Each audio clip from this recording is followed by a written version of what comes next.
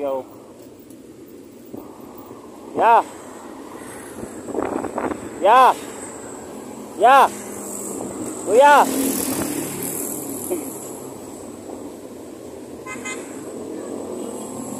Bumulog na lang si kuya. Sobrang pagod yan. Kuya. Ito pagkain mo. Halika. Pagkain.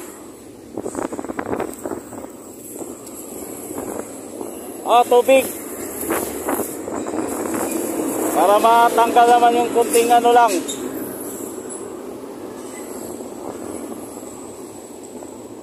Saan ka patungon yan ya? Saan ka papunta? Malapit lang. Nabigay na natin mga travel. Against, paulit-ulit. Yan ang dapat natin mga tulungan. Hindi yung ano pa, malakas. Saka kumikita. Mga vlogger dyan na sikat na, sobra pang nagpapasikat. Dapat yan yung ano, kung gusto nyo sumikat sa Panginoon, yan yung bigyan nyo, yung mga ganyan. Mga pulubi na nandito na lang sa ano. Tatawag na talagang pulubi kasi wala nang uwian. Dito, kung saan sila makarating, kung babalik, palakad-lakad na lang talaga dito sa kalsada. Ay nako, magising naman kayo, pati ano, gobyerno magising na. Dumadami na masyado. Tingnan mo, lakbayin mo lang yung coastal road.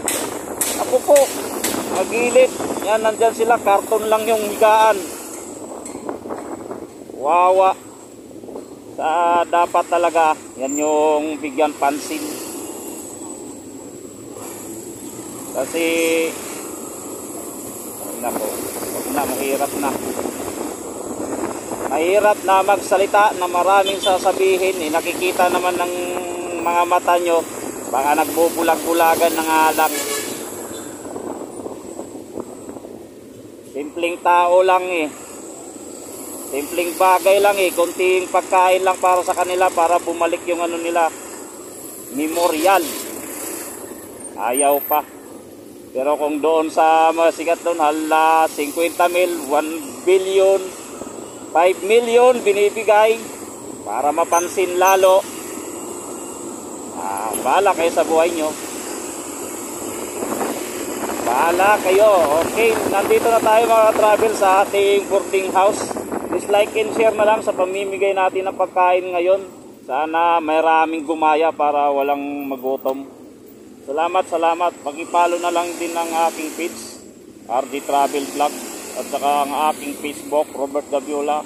Ang aking YouTube, RJ Travel Vlog. Thank you. God bless sa lahat.